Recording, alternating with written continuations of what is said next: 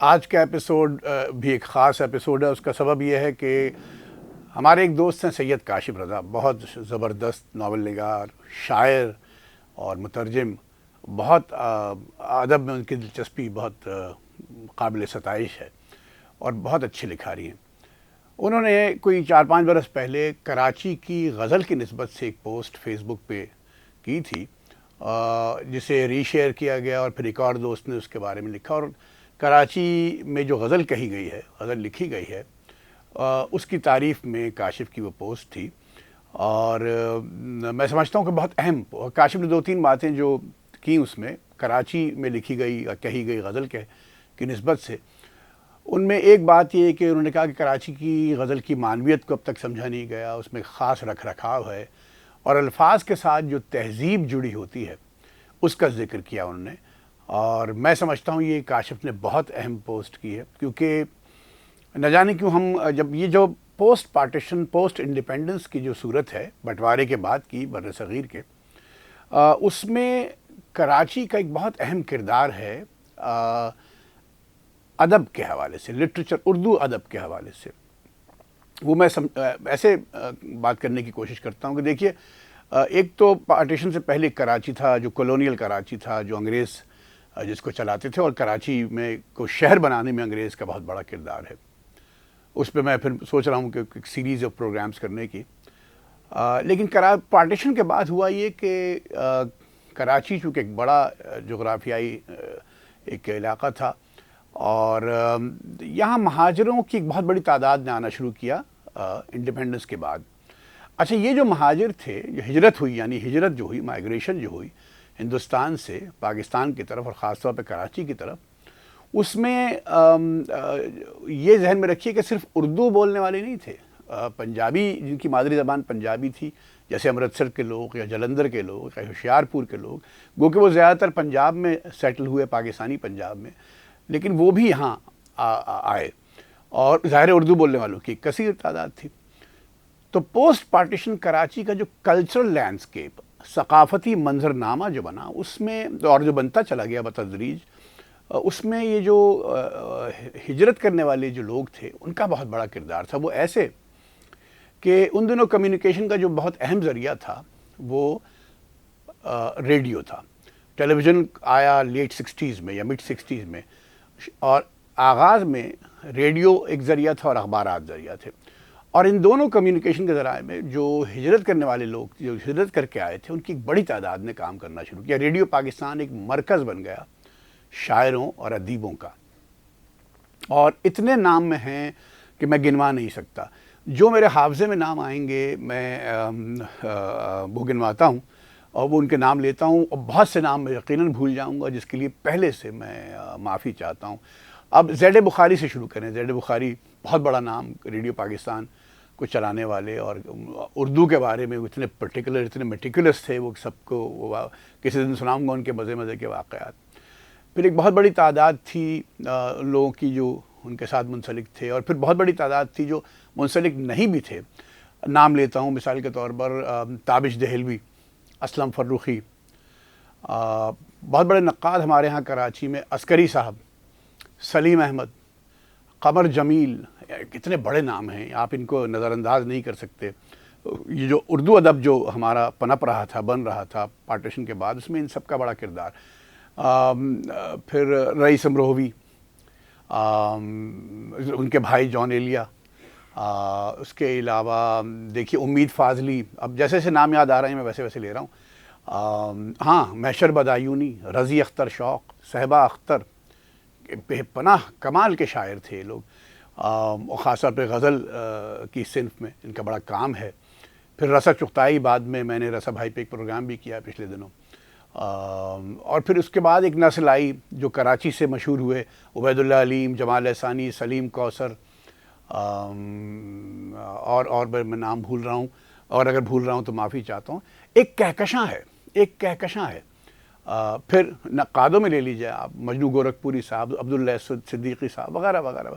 پروین شاکر، میں جس ادارے سے پڑھا ہوں کراچی یونیورسٹی، انگریزی ادب میں نے ایم اے کیا، وہیں سے پروین شاکر بھی پڑھ کے نکلی تھیں، مجھ سے بہت سینئر تھی، بہت پہلے، اور کیا کمال کی شاعرہ. پھر فہمیدہ ریاض گو حیدرآباد میں پلی بڑھی، لیکن کراچی سے ان کا بہت گہرا تعلق فہمیدہ ریاض کا.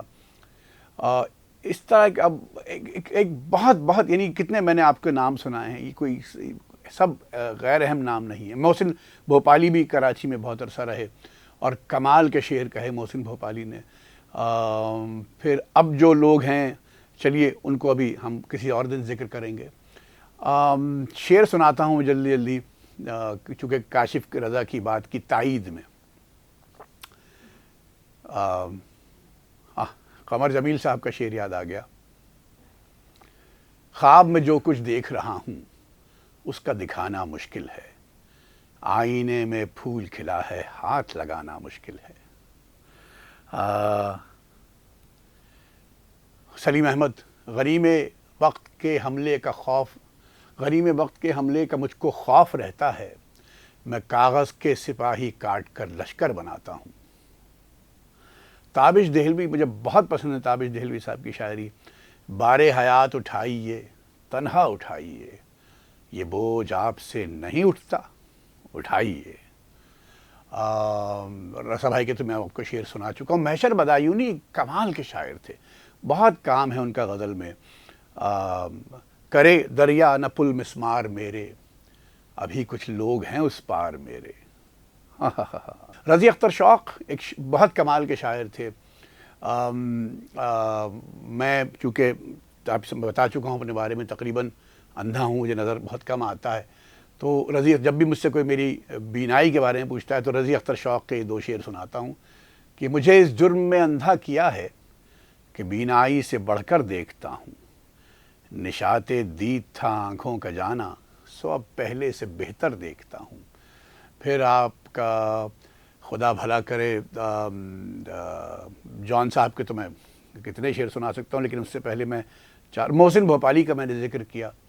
نرنگیے سیاست دوراں تو دیکھیے، منزل انہیں ملی جو شریک سفر نہ تھے. ہاں ہاں ہاں، کیسا. اقبال عظیم ایک کمال کے شاعر گزرے ہیں. اقبال عظیم کا میں نام بھول گیا، معافی چاہتا ہوں. وہ بھی ابھی ان کا شعر بھی کوئی یاد آتا ہے تو سناتا ہوں. پھر جان صاحب چھا گئے. جان صاحب نے ایک عہد حکومت کی اور پھر لوگوں کی تربیت کی. اور یہ جو کاشف جس معنویت اور جس رکھ رکھاؤ کا ذکر کر رہے ہیں وہ جان صاحب کے ہاں تو آپ کو بہت ملے گی. کیا ایک غزل میں سنانا چاہ رہا ہوں. بے دلی کیا یوں ہی دن گزر جائیں گے، صرف زندہ رہے ہم تو مر جائیں گے. رقص ہے رنگ پر رنگ ہم رقص ہیں، سب بچھڑ جائیں گے سب بکھر جائیں گے. ہے غنیمت کے اسرار ہستی سے ہم بے خبر آئے ہیں بے خبر جائیں گے. کتنی دلکش ہو تم کتنا دلجو ہوں میں، کیا ستم ہے کہ ہم لوگ مر جائیں گے. تو یہ کراچی کی جو غزل ہے. پھر اب بعد میں نہیں چاہتا، میں بہت طویل پروگرام نہیں کرتا، ایپیسوڈ نہیں کرتا، اس لیے میں چاہ رہا ہوں کہ جلدی ختم کر دوں. کیونکہ جو بعد کی نسل ہے جیسے عبید اللہ علیم، یہ 70-80 کی دہائی میں جو لوگ مقبول ہوئے جنہوں نے غزل میں کنٹریبیوٹ کیا، جمال احسانی، سلیم کوثر، پروین شاکر کا ایک شعر میں سنا دیتا ہوں. ایک چھوٹا سا واقعہ بھی سنا دیتا ہوں. پروین شاکر کو جب میں نے پڑھنا شروع کیا اور میں نے انگریزی ادب پڑھنا شروع کیا تو میں ہوتا ہے نا جب آپ نئی نئی کتابیں پڑھنا شروع کرتے ہیں تو اپنے آپ کو ایک کیا صحیح لفظ ہوگا، ایک جعلی ایک فیک آپ اس میں مبتلا ہو جاتے ہیں کہ آپ کو بہت کچھ معلوم ہے. تو میں پروین شاکر کی شاعری کو بہت زیادہ اہمیت نہیں دیتا تھا. میں اکثر یہ کہتا تھا کہ دوستوں سے کہ یہ آپ ان کے پہلے مصرے سے دوسرے مصرے کا قافیہ بتا سکتے ہیں. اچھا، یہ اس طرح کی بات کرنا بہت نامناسب ہوتی ہے کیونکہ غزل کا تو ایک سٹرکچر ہے، اس میں قافیہ کبھی کبھی سمجھ میں آ ہی جاتا ہے، لیکن اس کا یہ مطلب نہیں کہ شعر آمد کا نہیں آورد کا ہے.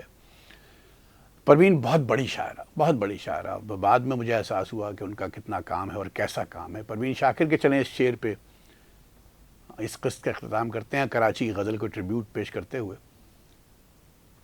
ممکنہ فیصلوں میں ایک ہجر کا فیصلہ بھی تھا، ہم نے تو ایک بات کی اس نے کمال کر دیا.